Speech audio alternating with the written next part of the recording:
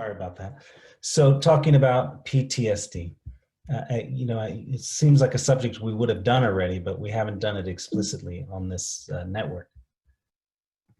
Okay, starting with a quote. This is from an officer who now works with officers. The expectation that we can be immersed in suffering and loss daily and not be touched by it is as unrealistic as expecting to be able to walk through water without getting wet. So trauma is anything that basically causes injury. Psychological trauma causes psychological injury. And trauma is generally violence and threats of bodily harm or injury.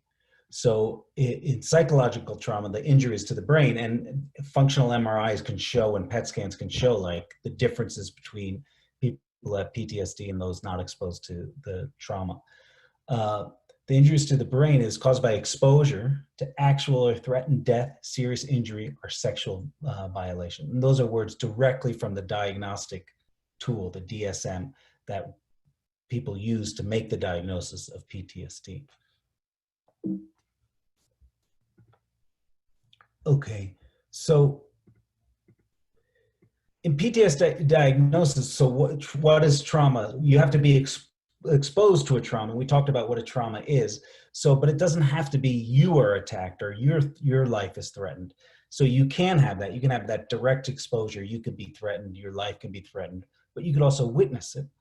Or you can learn like that a close relative or a friend was exposed. Like if you found out that your kid was almost murdered or something and now they're injured, that would be traumatic and that would cause a lot of these symptoms.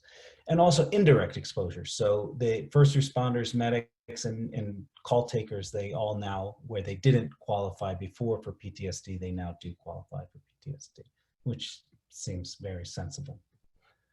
So there's a normal reaction to an acute, trauma, acute stressor. These are just the adrenergic, the adrenaline, sweating, heart rate goes up, breathing goes faster, muscle tension can go up, and you have a heightened awareness, and your awareness gets focused when you are under stress because you want to focus on the thing that is most threatening. So if you're walking on the savannah or whatever, and you see a lion, you don't need to see the whole scape of the savannah. You really just need to see that lion.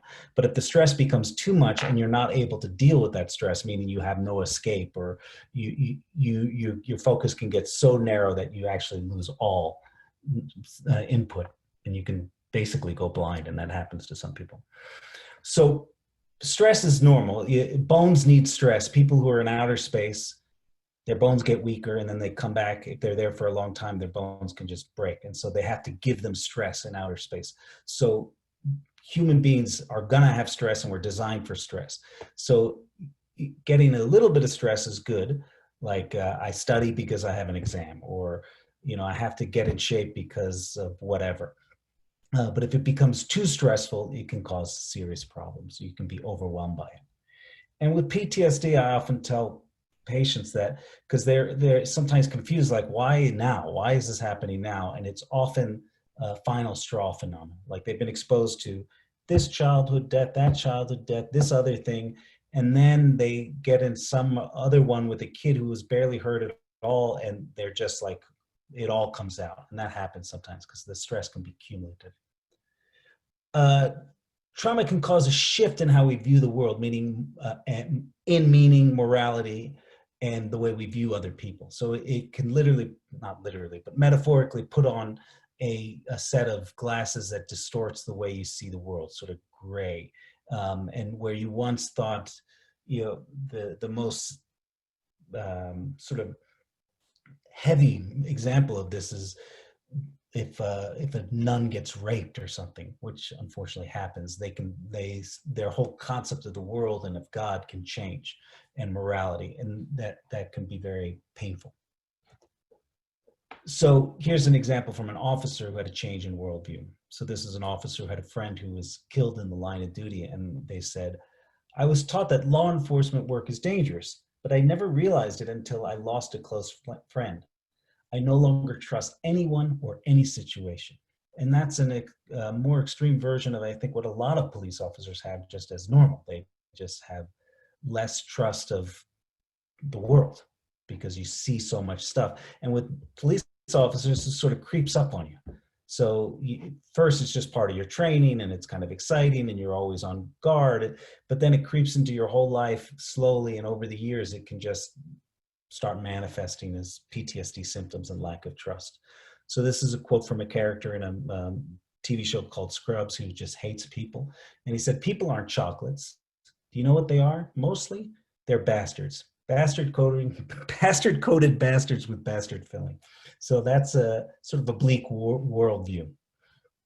So the diagnostic criteria of PTSD are lumped into the categories of intrusion, negative thinking, negative mood, avoiding things, and alterations in reactivity.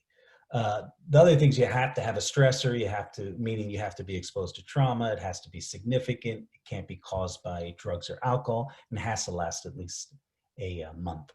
The symptoms have to last at least a month. And I'll go through the symptoms sort of one by one.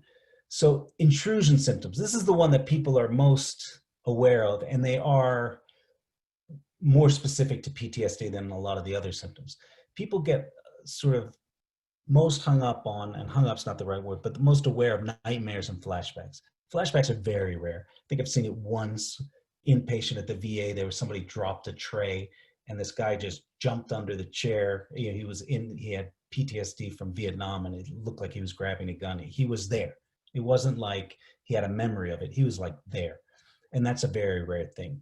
And nightmares get a lot of play, but you don't have to have nightmares to have PTSD. What really is these two last bullets. The people, when they're exposed to anything that reminds them of the trauma, they get a physical stress reaction. Their heart starts pumping. They get distressed. And that's both physical and emotional. So you were, hurt by a car, a red car, and you were run over by it. And every time you see a red car, you get worried. Okay, criteria avoidance. This is another one that's a little bit more particular to PTSD. So the classic example is, okay, you got hit by a red car and now you see a red car down the street, park there, and you literally avoid it. You walk around because you don't want to be reminded of these things. But it also can be thoughts and feelings. So you start having thoughts or emotions that are connected to the trauma. So you start thinking about that red car and you're like, no, I can't go there. It's just too much. And you distract yourself, or you do something else. So you're avoiding those thoughts. And then you avoid places and people that remind you of it. So if your friend was driving the car who hit you, you might not want to hang out with your friend anymore for multiple reasons, but also because it reminds you of the trauma. And it can also get more vague. And this is how it can creep up on police officers and a lot of people. I used to go to Walmart and now I don't go there anymore because, God, I had so many calls for service there and it just drives me crazy, and all the people. And okay, that makes sense. Walmart might not be the best place, but now I don't go to the movies because it's crowded, you're locked in, there were those shootings, it just makes me freak out. And even if you don't directly connect it with the trauma, that's a kind of avoidance. And then avoidance can be all encompassing, like the Vietnam vets who live out in the woods and don't want to see anybody or talk to anybody. They're just avoiding everything. So you avoid thoughts, emotions, and people and places. And then this is where there's more crossover with just anxiety and depression. So except for the inability to remember. So you have trouble in depression, you have trouble with memory too. So you might not be able to remember part of the trauma. And this always comes up in TV shows and in reality, where if it's a real trauma, you probably won't remember it that well. And that just makes it more complicated. And repiecing together the story and making sense of the story is one of the big things in therapy. It's trying to not relive the story, but rework it. So also just negative thoughts about the world. I'm terrible. The world is unsafe. It's all my fault. The exaggerated blame. Negative affect means you're just kind of glum looking all the time. You just decrease interest in activities. You're not doing the things that used to be fun. You feel isolated, and you just don't have positive emotions like you used to. One of the ones that got removed from the DSM-4 to the DSM-5 was a sense of foreshortened future. People with PTSD often don't think about the future. Like it's just not there. Even if they're not suicidal, it's just like, oh, I don't plan more than a few days in advance because the future is just not there. And then a side note on guilt. People often focus on guilt, like it's not your fault. You see it in the movies all the time. It's not your fault. It's not your fault. And then they have a breakthrough. That's often not very helpful with people with PTSD. It can be counterproductive because it puts a wedge between you and them. So if they feel guilty and you say it's not your fault, they say, I don't trust you. You don't understand. But if you say, God, I can see how that feels that way. That must be awful. I can see why you feel guilty. Then they'll let you in. The last criteria is alterations in arousal and reactivity. That just means you're on edge all the time. That's basically what it means. You're irritable, you're on edge, someone walks up behind you, taps you on the shoulder, you jump, you arch your back, this kind of thing. You're always on the lookout, and then you have difficulty focusing, and it can also creep into difficulty sleeping because you're always, being asleep is a vulnerable situation. Anger is not explicitly in the diagnosis, but it's very common. It's irritability one step farther. So coping mechanisms. Humor is one coping mechanism. This is, you'd have to look at this closely, but it's a cop crying because there's a Krispy Kreme getting towed away. Actually, trying to Google pictures of cops in emotional distress was hard. I was able to find some. This one is an actor. But other coping mechanisms are faith, can be very helpful in times of crisis, as long as that's not one of the things that fundamentally, even if it is one of the things that fundamentally gets shaken, it's still something one can return to. Telling stories, and that's either in therapy or really just with your friends and family, and sort of making sense of what happened, sharing. Telling stories is a way we make sense of the world. It's always been that way. And connecting with people. And these are the pictures that I said I had trouble finding cops in distress. So connecting with people, reaching out with people is probably the most important. You have to do it at the right pace, and it has to be guided by the person in distress. And facing grief and loss. So instead of avoiding grief and loss, the things that you suppress linger and they come back up. So what you want to do is, yeah, this bad thing happened and I'm going to sort of piece it together and make sense of my life. My life is no longer the same, but it doesn't have to be essentially over. So grieving, crying, facing these things, these are important. It's part of the process. Also, this is also very good for any kind of grief, but ask yourself what you're doing as you're doing it. Is this helping me or hurting me? I'm not going to the movies. Is this helping me really in the long run, or is it hurting me? And that can be with grief. Sometimes it's helpful to look at photos of your lost loved one. Sometimes it isn't. And so this is a good question to have in the kind of the front of your mind. Is this helping me or is this hurting me?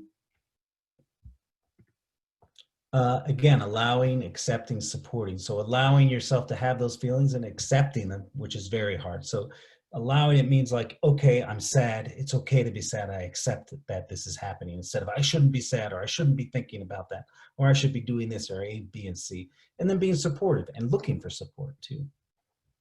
Another picture of a police officer in distress. Again, allowing, accepting, supporting. So it's important for you to allow people to support you, accepting their support, and then offering support to those who need it. Again, asking yourself, is this helping or hurting? And I think that's an important question to keep in the front of your mind. Other recommended coping strategies, we talked about connecting with others, accepting your feelings, asking yourself if it's helpful, and reestablishing a routine, establishing or reestablishing a routine, because as people get worse and worse PTSD, their world can sort of shrink and shrink and shrink, and they stop doing things they used to do.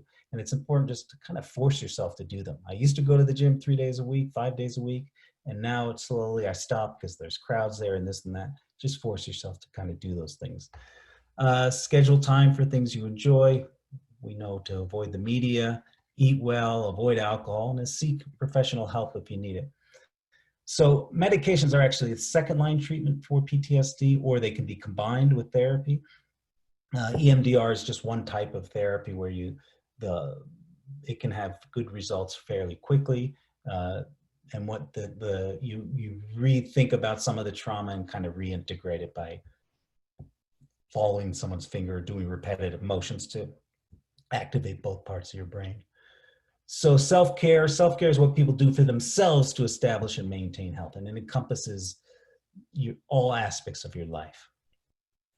And then resilience, which is all really what we're here for. It's the process of adapting well in the face of adversity, trauma, tragedy, threats, or even significant sources of stress, such as family, health problems, work, or financial. It's basically just bouncing back, and it takes effort, and it takes planning. Thank you, and I will stop my share on my screen.